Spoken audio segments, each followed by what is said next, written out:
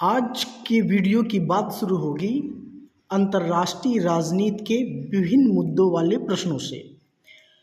तो यहाँ पर बिना समय गंवाए आज की वीडियो हम स्टार्ट करते हैं। क्वेश्चन नंबर 1 कह रहा है, ये वीडियो मित्रों पॉलिटिकल साइंस सब्जेक्ट से तैयारी करने वाले विद्यार्थियों के लिए है, जो यूपी टीजीटी पीजीटी का एग्ज़ाम देने के लिए संघर्ष कर रहे हैं, उनके लिए है। यदि कोई हथियार नहीं होगा तो युद्ध नहीं होगा, यह धारणा किससे संबंधित है, किस चीज़ पर आधारित है? तो मित्रों ये आधारित है निशस्त्रीकरण पर। 2016 के एग्जाम में पूछा गया प्रश्न है।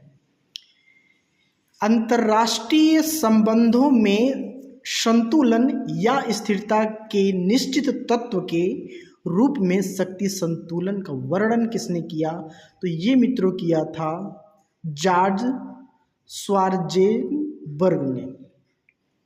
क्वेश्चन नंबर 2 का ऑप्शन नंबर बी सही होगा, ये भी 2016 में पूछा गया प्रश्न है। सत्ता के लिए बराबर वितरण के रूप में शक्ति का संतुलन शब्द का उपयोग किसने किया? तो ये मित्रों किया था मॉर्गेनथाउ ने। ऑप्शन नंबर बी इसका करेक्ट आंसर होगा। 2016 में ये भी प्रश्न आया था। अगला प्रश्न है, विदेश नीति में लंबी और अल्पकालिक प्रयासों की प्रकृति का निर्धारण क्या करता है? तो ये मित्रों करता है ऑप्शन नंबर बी जो था राष्ट्रीय हित। ये भी 2016 के एग्जाम में पूछा गया प्रश्न है। जॉर्ज और कोहेन ने राष्ट्रीय हित की व्याख्या के 3 तत्वों में निम्न में से किसे शामिल नहीं किया है? तो मित्रों ये ऑप्शन नंबर डी होगा, इन्होंने सुरक्षा को शामिल नहीं किया है। 2016 में ये भी प्रश्न पूछा गया था। कौन सा सिद्धांत सभी के लिए एक और एक के लिए सभी पर आधारित है? तो ये मित्रों आधारित है सामूहिक सुरक्षा पर। Option number C right answer होगा। 2016 में ये भी क्वेश्चन पूछा गया था। बढ़ते नेक्स्ट क्वेश्चन पर। नेक्स्ट क्वेश्चन कह रहा है, मित्रों वीडियो अच्छा लगे तो चैनल को सब्सक्राइब लाइक शेयर जरूर करिएगा। कौन सा हित प्राथमिक और अस्थाई दोनों हितों से ऊपर उभर सकता है? तो मित्रों ये है परिवर्तनीय हित। ऑप्शन नंबर ए इसका राइट आंसर होगा। 2016 में ये भी प्रश्न पूछा गया था। निम्नलिखित में से किसे अंतर्राष्ट्रीय कानून का जन्मदाता कहा जाता है? तो मित्रों ये कहा जाता है ह्यूगो ग्रोसियस को, जो कि ऑप्शन नंबर बी है। ये 2021 में पूछा गया प्रश्न है। समत्व से असमत्व में निरंतर परिवर्तित होने वाला निम्न में से क्या है? तो ये है मित्रों शक्ति संतुलन। ऑप्शन नंबर ए इसका राइट आंसर होगा। सामूहिक सुरक्षा निम्न में से किससे अधिक व्यवस्थित है? तो ये मित्रों व्यवस्थित है शक्ति संतुलन से। ये भी 2016 में पूछा गया प्रश्न है।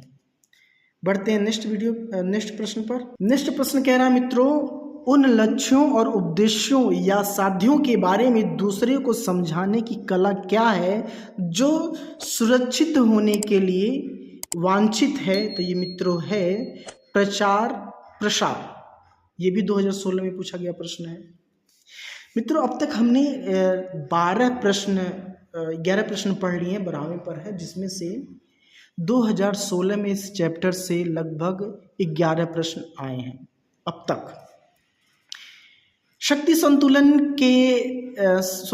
संतुलन व्यवस्था का सबसे अधिक इस्तेमाल किया जाने वाला साधन है तो सहसंबंध। ये भी 2016 में पूछा गया है। नेक्स्ट प्रश्न भी 2016 में पूछा गया है। किस वर्ष रूस ने घोषणा की कि अब वह नाटो देशों में हथियारों को लक्षित नहीं करेगा? तो मित्रों 1997 में इसने किया था। ऑप्शन नंबर ए इसका राइट आंसर होगा। निम्न में से किन देशों के मध्य फर्क का विवाद है? मित्रों तो ये है भारत और बांग्लादेश के मध्य। ऑप्शन नंबर ए इसका राइट आंसर होगा। क्वेश्चन नंबर 15 क्या कह रहा है? निम्न में किस देश से भारत ने 1992 में पूर्ण कूटनीतिक संबंध स्थापित किया? तो मित्रों इजराइल से। Option number D right answer होगा। इनमें से कौन अंतर्राष्ट्रीयतावाद में विश्वास रखता है? तो मित्रों वुडरो विल्सन रखते हैं। ऑप्शन नंबर ए इसका राइट आंसर होगा।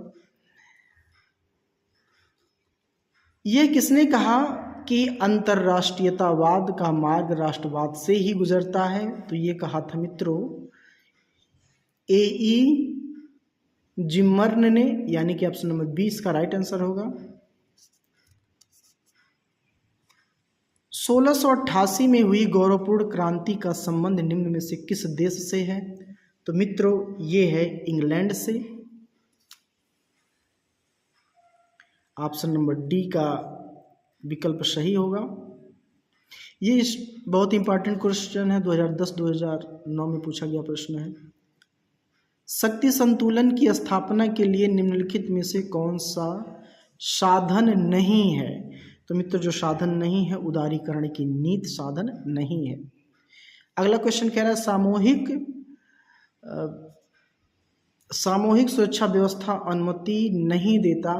तो मित्रों ये सशस्त्रीकरण की भी अनुमति नहीं देता और तटस्थता की अनुमति नहीं देता, या फिर एबीडी की अनुमति नहीं देता, या इनमें से किसी की अनुमति नहीं देता।